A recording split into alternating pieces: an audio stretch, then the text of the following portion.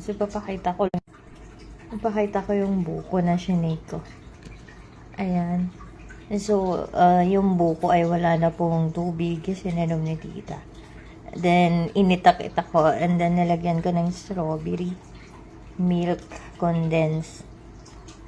Yung milk niya is yung ano, tawag na ito. What do you call that? Yung isang hindi ko mabanggit. Condensed at saka yung ito.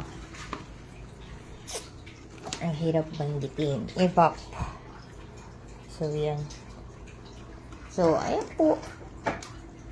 Long time no live. So, ayan po guys.